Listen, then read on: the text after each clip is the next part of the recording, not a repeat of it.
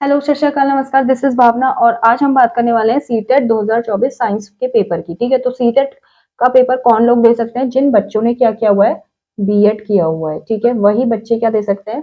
CTET का science का CTET का पेपर 2 दे सकते हैं। ठीक है, सीटेट का पेपर 2 की बात हो रही है यहाँ पे कि कौन दे सकता है। जिन बच्चों ने बीएड करा हुआ है वो सिर्फ पेपर 2 के लिए एलिजिबल है। सीटेट में के अंदर 2 पेपर होते हैं, आपको पता है। जैसे कि पहला पेपर है आपके डीएलएड वालों के लिए और दूसरा पेपर हो गया बीएड वाले। बीएड वालों को पहला पेपर नहीं भरना है, सिर्फ उनको क्या भरना है? दूसरा पेपर भरना है। और आज हम बात करने वाले हैं बीएड में जो साइंस का पेपर, साइंस स्ट्रीम वाले बच्चे हैं, तो उसके पेपर की आज हम बात करने वाले हैं। तो सबसे पहले बीएड का पेपर जिन बच्चों ने बीएड भर रखा है, जिन बच्चों ने बीएड करा हुआ है, तो उनको पेपर कौन सा देना है?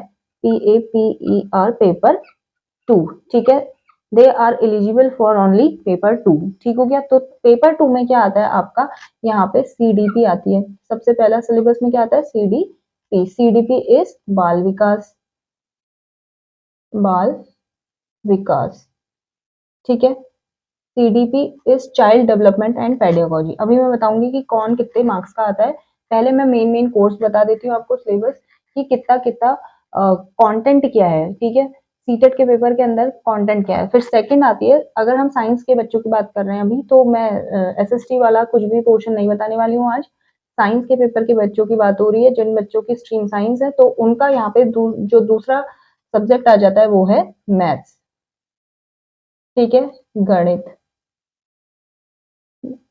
ठीक हो गया। उसके बाद जो थर्ड इनका चैप्टर है, जो इनका थर्ड पोर्शन है यहाँ पे, वो है आपका साइंस। ठीक है, साइंस विज्ञान। ठीक हो गया। उसके बाद हम बात करते हैं, यहाँ पे 2 लैंग्वेज आती है,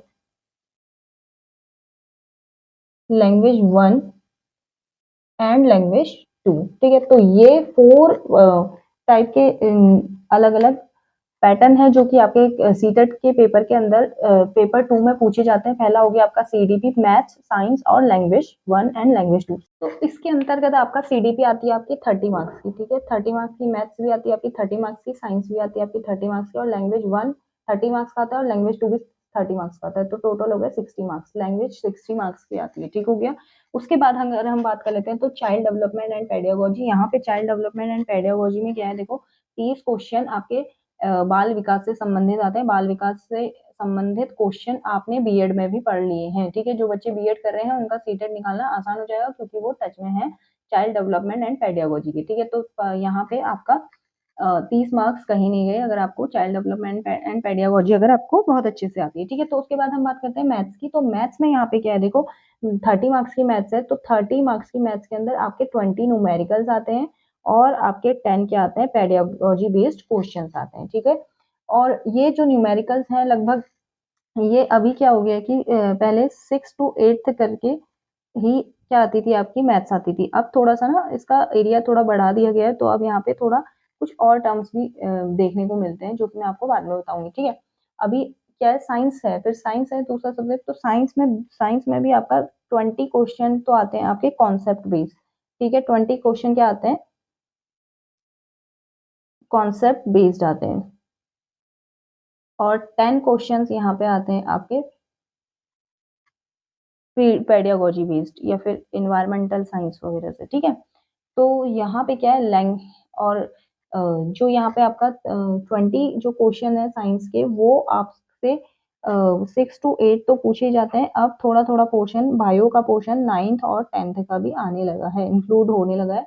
तो अपनी मैथ, अपनी जो साइंस वगैरह है, अपनी जो साइंस वगैरह ये सारी चीजें आप इसको स्ट्रॉन्ग कर लीजिए। और आपको 6 to 10th तक का तो अपनी साइंस एंड मैथ्स क्लियर करके चलनी है, ये मान के चलना है। मैथ्स नहीं भी तो साइंस तो एटलीस्ट क्लियर करनी है, क्योंकि साइंस में क्वेश्चन कहीं से भी घुमा फिरा के देते हैं, लेकिन मैथ्स में क्या आपका सिलेक्टेड टॉपिक्स के अंदर से ही आता है। वो सिलेक्टेड टॉपिक्स मैंने प्रीवियस वीडियो में बताए हैं, वहां पे आप जाके आप चेक कर सकते हैं। ठीक है, तो अगर चैनल में नए हैं तो चैनल को सब्सक्राइब करिए, और ऐसी ही मोर इन्फॉर्मेटिव वीडियोस को जानने के लिए आपको क्या करना है? चैनल में बने रहना है। और आगे बढ़ते हैं, तो लैंग्वेज 1 एंड 2 की बात करें तो इसमें पहली लैंग्वेज आती है आपकी इंग्लिश और हिंदी, जिसमें से आपको दोनों में से एक चूज करनी होती है। और दूसरी लैंग्वेज भी आपकी हिंदी इंग्लिश होती है। और इसके अलावा यहाँ पे 20 टाइप की लैंग्वेजेस हैं, ठीक है, 20 टाइप की लैंग्वेजेस रखी गई हैं सीटेट के पेपर के अंतर्गत। तो आप कोई भी चूज कर सकते हैं, हिंदी, उर्दू, संस्कृत वगैरह की जितनी भी आप चूज कर सकते हैं। जनरली बच्चे संस्कृत, इंग्लिश और हिंदी में ही जाते हैं, ठीक है। तो यहाँ पे पहला जो लैंग्वेज है उसमें आपको मेरे हिसाब से इंग्लिश चूज करना चाहिए, ठीक। और जो सेकंड लैंग्वेज है उसमें आपने हिंदी चूज करना चाहिए, क्योंकि बार बार ये देखा गया है कि हिंदी का जो पेपर है वो थोड़ा इजी आता है, सॉरी इंग्लिश का जो पेपर है वो लैंग्वेज वन में इजी आता है, और जो हिंदी का पेपर है वो लैंग्वेज टू में बहुत इजी आता है, ठीक हो गया।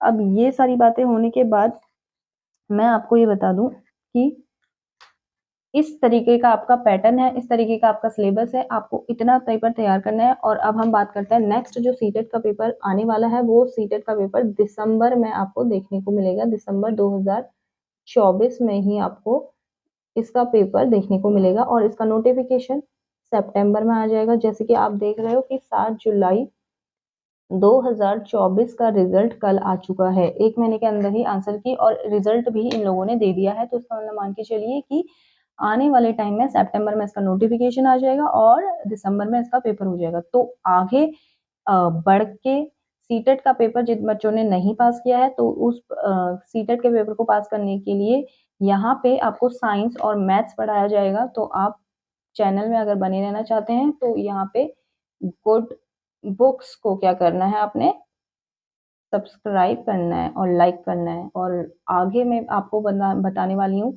मैथ्स के सारे टॉपिक्स यहीं पे कवर होंगे। जी हाँ, यहाँ पे ही मैथ्स के टॉपिक कवर कराए जाएंगे, साइंस के टॉपिक कवर कराए जाएंगे, किस तरीके से क्या स्ट्रेटेजी रखनी है ये आपको यहाँ पे बताया जाएगा। तो थैंक्स फॉर वॉचिंग, मिलते हैं नेक्स्ट वीडियो में। वीडियो को लाइक करो, सब्सक्राइब करो, और ऐसी ही मोर इन्फॉर्मेटिव वीडियो को देखने के लिए आपको क्या करना है, मेरे चैनल के साथ बने रहना है, ठीक है। मिलते हैं नेक्स्ट वीडियो में।